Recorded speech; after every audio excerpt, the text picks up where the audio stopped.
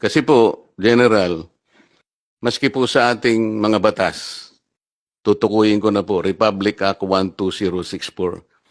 Pag binasa po ninyo ang definition ng West Philippine Sea, tumutukoy po sa maraming bagay ng ating karagatan. Una na po yung ating Luzon Sea, yung ating Exclusive Economic Zone, yung Bajo de Masinloc, and the maritime features of the Calayan Island Group.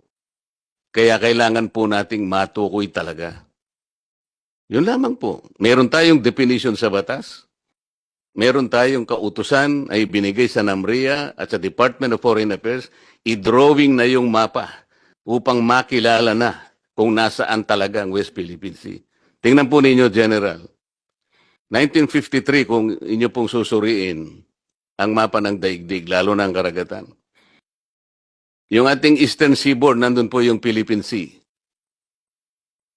2000 po, dinrawing uli yun. Kasi po, every now and then, dinudrawing talaga yun. Nandun po pati coordinates, pati charts. 1953 pa po, or 74 years ago, ang Philippine Sea nakadrawing talaga doon. Pati ang mga coordinates niya. Kung nagawa po natin na i-drawing ang Philippine Sea on the Eastern Seaboard, bakit hindi natin kayanin i-drawing uli ang West Philippine Sea on the western side of our country? Yun po talagang dapat natin gawin. Pagsikapan. Tinatanong ko nga po kaya po nagpatawag pa nga ako ng Naggawa po ako ng resolution, pinatatawag ang NAMRIA, pinatatawag po lahat ang may kinalaman sa pagdodrawing ng ating West Philippine Sea. Meron daw pong sumagot, kamakailan lang. Samantalang alam ko po sa March 12, bukas po, uumpisan sana nating ayusin ito. Ewan ko po kung totoo, meron daw sumulat sa Department of Foreign Affairs at saka sa DND, hindi raw po daw pwedeng pag-usapan sapagkat ito po ay nag-involve ng national security.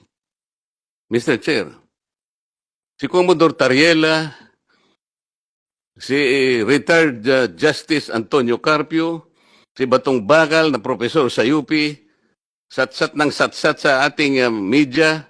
Mr. Chair, may I interject? I am not yet finished, Mr. Chair. I will request with the indulgence of the Let me finish. Senator Let me Marcoleta, finish. just I want to finish interject. my statement. If I may follow Just to upon finish the my statement, immediate Mr. Chair, and then I Mr. will Chair. allow her. Salamat po. No, I'm asking the chair's permission, sir. I can wait until after Session the is Senator suspended. Marcoleta. Thank you, Honorable. Nagtaka lang po kasi ako, Mr. Chair, kahapon. Bigla na lang nangyari na sumulat daw kaya hindi ko po nalam kung totoo. Pero sinabi po ni Chairman ng Foreign Relations kagabi lang na defer muna yung aming meeting o hearing bukas dahil nga po ang daw po hindi ko po sinasabi. Sumulat daw po ang pati NAMRIA at ang DND na ang matter na ito will involve national security. Kaya lang po ako nagtaka sapagkat yung mga iba na nagpunta sa media, nagsasalita about West Philippine Sea, wala naman pong nagsasabi na huwag ninyong pagtalunan yan. Yun po ay media pa po yun kumakalat sa buong Pilipinas. Kaya minabuti ko na pong dito namin pag-usapan, dito na lang sa Senado, pagkatapos sasabihin nila, kung totoo pong sinabi nila, nakakapagtaka naman, bakit hindi natin dito pag-usapan? Anong national security ang involved dito? Yun lamang po, Mr. Chair. Salamat po. Thank you, Honorable Marcoleta. Honorable Rizon Tiveros.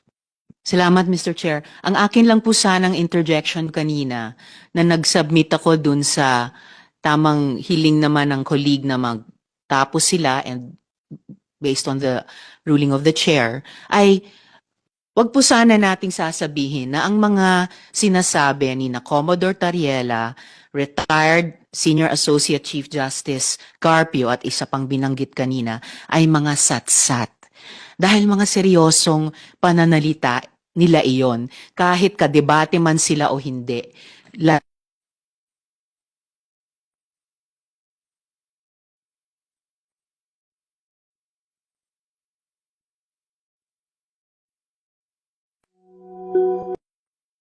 Alam po ba ninyo kung bakit Honorable ko ginamit? Marcoleta. Alam po ba niyo kung bakit ginamit ko yung satsat? Hindi ko lang po alam kung ano ang pagkakaintindi po ng ating kasama ron. Pero yung satsat po, walang implication na masama yun. Kaya ko po ginamit yung salitang satsat. kapag sila po'y nagsasalita, wala pong batayan eh. Halimbawa po, yung sinabi ni Justice Carpio, hindi na po kailangan ng coordinates para po i-delimit natin ang exclusive economic zone. Mali po yun eh. Magkakamali po, pati ang mga taong bayan maniniwala sa kanya sapagkat dati siyang magistrate ng Supreme Court. Mali po yun eh. Ang dami pong babanggain na artikulo ng UNCLOS pag pinilit niya yun. Pati po yung mga pasabi, regular na reminders po ng opisina ng UN Secretary General. Kaya ko po sinasabing satsat. Yun naman pong professor sa UP. Ano pong pinagsasasabi niya? Nag-submit na raw po ng mapa ang NAMRIA sa United Nations. Satsat din po yun, Mr. Chair. Kahit nga po ngayon dito, matutukoy natin, i-open lang natin ang website kung alam po nung professor ng UP na wala tayong sinasubmit na mapa. Alam po ba niyo kung ano pinapakitang mapa ng NAMRIA? Administrative map, Mr. Chair. Ang administrative map only shows the political subdivisions of our country, regions, mga probinsya. Hindi po yun yung mapa na hinihingi po para sa ganon magkaroon ng hakbangin para finally ma-drawing natin ang West Philippine Sea. Marami pong proseso yun eh. Maraming proseso yun. Hindi pala niya naiintindihan, satsat na sila ng satsat doon. Oh, yung Commodore Tariela naman yan. Pinayagan ba siya ng CHED na sabihin kung nasaan ang West Philippines? Hindi naman niya po tinutukoy. Pakinggan po natin yung kanyang discussion. Miski isa doon, kaya ko lang po nasabing gano'n. Lumalabas sa social media, lumalabas sa mainstream media, buong Pilipinas nagtatalakay sila. Wala isa man na nagsabi that that issue involves national security. Bakit po nung ako gumawa ng resolution para dito natin pag-usapan, formally, bakit biglang naging national security? Yun lang naman ang tanong eh. Di po ba mahalaga sa kanila na ayusin natin lahat dito? Ito po ang bagay, ito po ang formal. Dito po mismo sa Senado. Dito po natin ayusin lahat ang hindi pinagkakaintindihan. Hindi yung radyo dito, TV dito, lahat sa halimbayan. Dito, yun ang gusto kong mangyari. Bigla na lang nagkaroon ng national security. Nakakapagtaka naman. Mr. Chair. That's the only point. Salamat po sa sagot ninyo, General. Talaga pong kailangan lamang na talagang yung hangganan ng ganang atin, matukoy natin, madilimit natin, yun ho ang inihingi ng batas. 14 years ago. Yun po yung hahanapin ko sana sa NAMRIA. Bakit hindi niya ginawa 14 years ago na nakararaan? Para matulungan po kayo. Para hindi po kayo parang nasa kadiliman, hindi natin alam hanggang hangganan. Makatulong po sa inyo lahat yun. At tama po yung gagawin nyo. Ang mandato po ninyo, tama rin po yun. Protection na ng saganang atin. Pero pangkaraniwan na, kailangan alam natin ano ang hangganan ng saganang atin. Wala pong masama doon. Salamat po, Mr. Chair. Salamat, Mr. Chair. Gusto ko lang pong gumawa ng isang motion.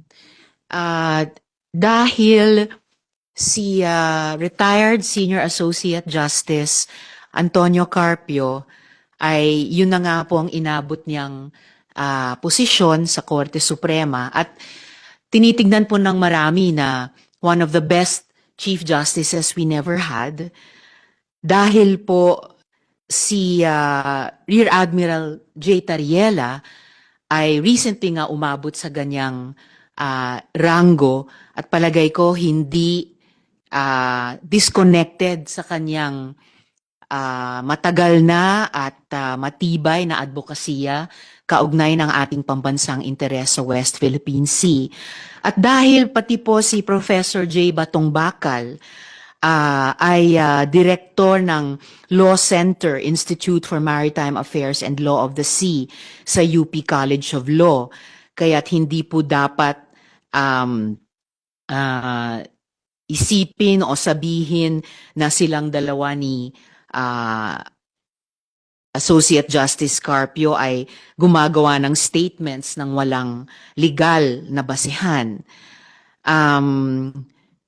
Dahil po kahit Ilonggo ako kay daddy, Tagalog ako kay mami, kaya't alam ko na ang salitang satsat ay karaniwan nagre-refer po sa isang Tagalog term para sa idle gossip, chatter, o babble. So, hindi rin po match dun sa 3 taong una kong binanggit. At huli po, Mr. Chair, dahil Commission on Appointments Committee ito, at kung meron sino man po sa atin ay may issue tungkol sa mga matters pending sa harap ng buong Senado, ito pong CA panel ay hindi po ito yung lugar para i-raise ito. Dahil po sa mga dahilang ito, itong 3 dahilan, I move, Mr. Chair, na i-strike from the record yung salitang satsat. I so move, Mr. Chair. There is a motion. May I explain myself, Mr. Chair? Yes, Kasi ako po yung gumamit ng satsat. there is a motion of Senator Ontiveros to strike out. If there's any objection, I'm objecting, Mr. Chair. Ganito po. 1 minute, excuse me, 1 minute suspension. Session resume.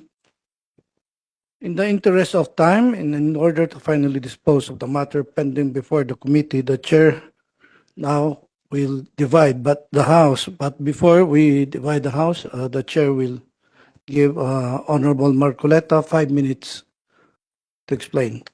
Salamat po, Mr. Chair. Papayag po ako na alisin natin ang salitang satsat kung meron po tayong may substitute na mas akmang salita. Kasi kaya ko po ginamit ito. Si Justice Carpio na iginagalang po bilang naging Associate Justice ng kataas-taasang hukuman. Sinabi po niya na hindi na kailangan ng coordinates at charts upang madilimit natin ang exclusive economic zone. Mali po yun. Hindi po dapat manggaling sa kanya yung ganong pananalita dahil mali po yun. Wala po sa batas yun ng UNCLOS. Sa Republic Act 9522, dahil pinagtibay po nila sa isang jurisprudence, alam po ba ninyo, Mr. Chair, kung magkano ang naalis sa ating territorial sea? Mahigit pong 242,000 square miles ang naalis. Dahil lamang po sa kanyang, at sinasabi po niya na ginanap lang niya ang tungkulin sapagkat pinirmahan natin ang UNCLOS. Nakalimutan po niya, Mr. Chair, na yung treaty hindi pwedeng mangibabaw sa saligang batas. Dapat po bilang Associate Justice ng Korte Suprema, alam niya po yun. Si Professor Batong Bakal, hindi siya matapat sa kanyang sinasabi. Sabi po niya, nag-deposit na po ng mapa at saka charts ang Pilipinas sa opisina ng United Nations. At binigyan na rin daw po ang mga international organization. Hindi po totoo yun. Check po natin kahit sino ang maalam sa website po ng UN General Assembly. Si Admiral Tariela, ang sinasabi po niya, ang West Philippine Sea hindi raw po disputed. Nag-aaway-away nga po ang mga bansa dahil dyan eh. Ano po ang gagamitin nating salita? Payag po ako. Kung yun po ay hindi akmang salita, payag po ako, Mr. Chair. Ngunit, palitan po natin. Anong iakma po na, sa akin po kasi yung satsat, yung pagsasalita ng walang basihan. Ganun lang po kasimple. Wala pong basihan ang kanilang sinasabi. Kaya tinitindigan ko po yun. Ngunit kung meron pong mas magandang salita na akma doon sa aking sinabi, payag po ako, ba't naman hindi? Salamat po, Mr. Chair. Mr. Chairman, Thank you, Honorable Marcoleta.